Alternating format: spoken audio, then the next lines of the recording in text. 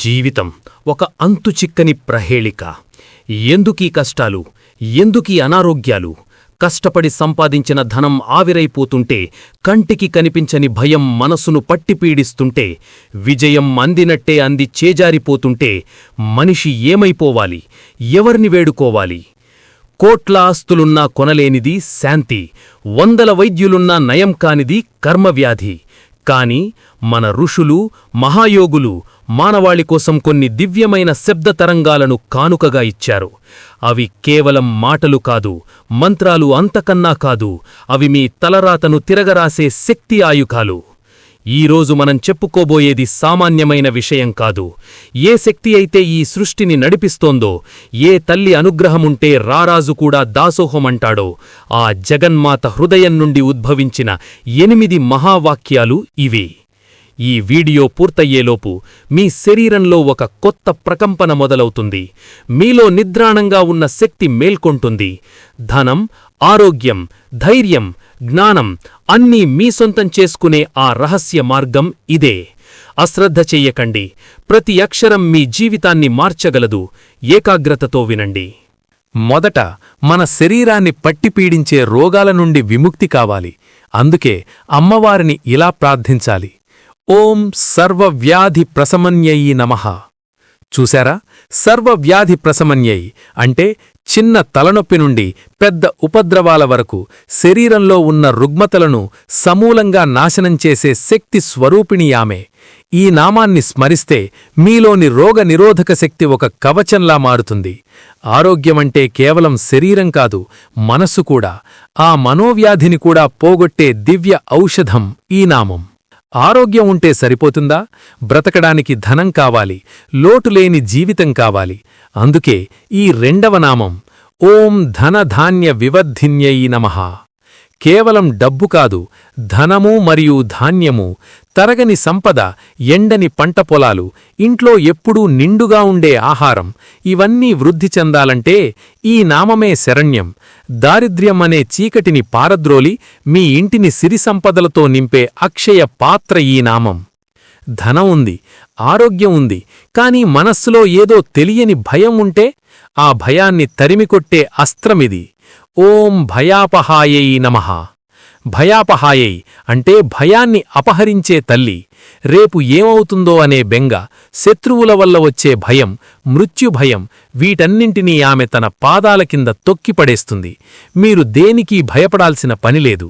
ఆమె రక్షణ కవచం మీకుంది అని చెప్పే అభయ హస్తం ఈ నామం. ఇక జీవితంలో ప్రతి అడుగులోనూ శుభం జరగాలి కదా. అందుకే ఓం సర్వమంగళాయై నమః. చేసే పనిలో ఆటంకాలు రాకూడదు. ఇంట్లో శుభకార్యాలు జరగాలి. వివాహం, సంతానం, గృహ నిర్మాణం, ఇలా ఏది తలపెట్టినా అది మంగళంగా, శుభప్రదంగా ముగియాలి అంటే ఈ నామాన్ని పట్టుకోవాలి. సమస్త శుభాలకు ఆమె అధిదేవత. సమాజంలో హోదా, గౌరవం, పదవీ కావాలని ఎవరు కోరుకోరు. వాటిని ప్రసాదించే నామం ఓం రాజ్యదాయన్యై నమః. రాజ్యదాయని అంటే రాజ్యాన్నిచ్చే తల్లి. ఈ కాలంలో రాజ్యమంటే మంచి ఉద్యోగం, వ్యాపారంలో ఉన్నత స్థితి, 10 మందిలో గౌరవం, నాయకత్వం. మీ మాటకు విలువ పెరగాలన్నా, మీరు కోరుకున్న పదవి దక్కాలన్నా ఈ తల్లి కరుణ ఉండాల్సిందే. పదవిని నిలబెట్టుకోవాలంటే కావలసింది తెలివి. అందుకే ఓం విద్యావత్యై నమః. చదువుల తల్లి ఆమె. పుస్తకాల్లో ఉండే జ్ఞానమే కాదు, జీవితాన్ని అర్థం చేసుకునే విజ్ఞానం కూడా ఆమె. విద్యార్థులకు ఏకాగ్రత, పెద్దలకు లౌకిక జ్ఞానం ప్రసాదించే అద్భుత నామమిది. జ్ఞానముంటే సరిపోదు, దాన్ని వ్యక్తపరిచే వాక్శుద్ధి కావాలి. అదే ఓం వాగ్వాదిన్యై నమః. కొందరు మాట్లాడితే ముత్యాలు రాలినట్టుంటుంది, మరికొందరి మాటలు విషంలా ఉంటాయి. మీ నోటి నుండి వచ్చే ప్రతి మాట సత్యం కావాలన్నా, మీ వాక్కులో ఆకర్షణ ఉండాలన్నా వాగ్వాదిని అనుగ్రహం ఉండాలి. సభలలో, చర్చలలో మిమ్మల్ని విజేతగా నిలిపే నామమిది. చివరగా ఇవన్నీ సరిగ్గా వాడాలంటే కావలసింది బుద్ధి. అదే ఓం మహాబుద్ధ్యై నమః. బుద్ధి కర్మను సరిచేస్తుంది. క్లిష్ట సమయాల్లో సరైన నిర్ణయం తీసుకునేలా, ధర్మమార్గంలో నడిచేలా, మీ మేధస్సును పదును పెట్టేలా చేసేది ఈ మహాబుద్ధి స్వరూపిణి. విన్నారు కదా? ఈ 8 నామాలు కేవలం అక్షరాలు కాదు, అష్ట ఐశ్వర్యాలకు ప్రతీకలు. ఆరోగ్యం, సంపద, ధైర్యం, శుభం, అధికారం, విద్య, వాక్కు, బుద్ధి. మనిషికింతకంటే ఏం కావాలి?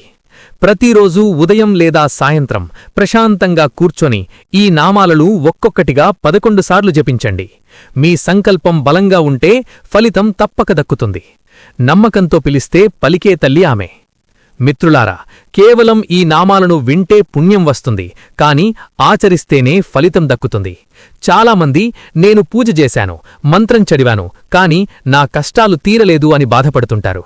దానికి కారణం సరైన విధానం తెలియకపోవడమే.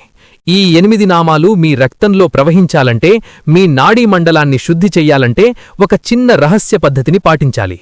అదేమిటంటే సంకల్పబలం. మీరు ఉదయం నిద్రలేవగానే భూమిపై కాలు పెట్టే ముందే ఈ 8 నామాలను మనసులో ఒక్కసారి స్మరించుకోండి. అలాగే స్నానం ఆచరించాక తూర్పు దిక్కుగా కూర్చొని ఆవునెయ్యితో దీపాన్ని వెలిగించండి. ఎందుకు ఆవునెయ్యి అనడక్కండి. ఆవునెయ్యి వెలుగుతున్నప్పుడు వచ్చే ఆ కాంతికి ఈ మంత్రశబ్దాలకు ఉన్న అనుసంధానం సామాన్యమైనది కాదు. అది మీ ఇంటిలోని ప్రతికూల శక్తిని, అంటే నెగటివ్ ఎనర్జీని క్షణాల్లో దహించివేస్తుంది. మరొక ముఖ్య విషయం నైవేద్యం. అమ్మవారికి గొప్ప గొప్ప పిండివంటలక్కర్లేదు. మీకు ధనప్రాప్తి కావాలంటే కాస్త బెల్లం ముక్కను లేదా పాయసాన్ని నివేదన చేయండి. ఆరోగ్యం కావాలంటే తేనెను లేదా పండ్లను సమర్పించండి. జ్ఞానం కావాలంటే తెల్లని పుష్పాలతో పూజించండి.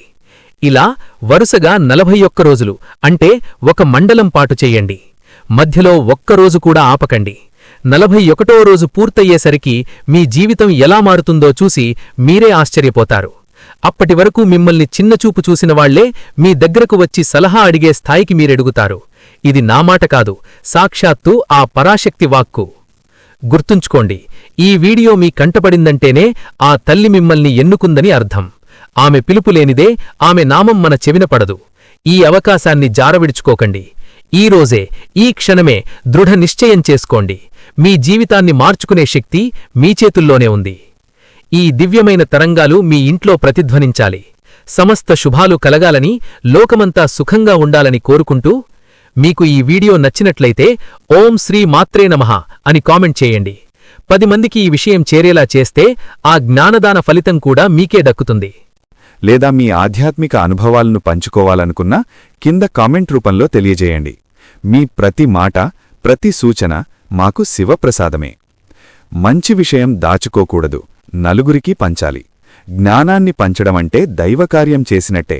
అందుకే మీ బంధుమిత్రులకు ఈ వీడియోను షేర్ చేసి ధర్మ ప్రచారంలో మీరు కూడా భాగస్వాములు కండి. భక్తితో కూడిన ఈ ప్రయాణంలో మనమందరం ఒక కుటుంబంలా కలిసి నడుద్దాం. మా నుండి వచ్చే ప్రతి వీడియో నేరుగా మీకు చేరాలంటే దయచేసి సబ్స్క్రైబ్ చేసుకుని మర్చిపోకుండా పక్కనే ఉన్న గంట సింబల్ని నొక్కండి. ఎల్లప్పుడూ దైవచింతనతో లోక సమస్తా సుఖినో భవంతు. మీ ధర్మశాస్త్రం ఛానల్. ఓం నమః శివాయ.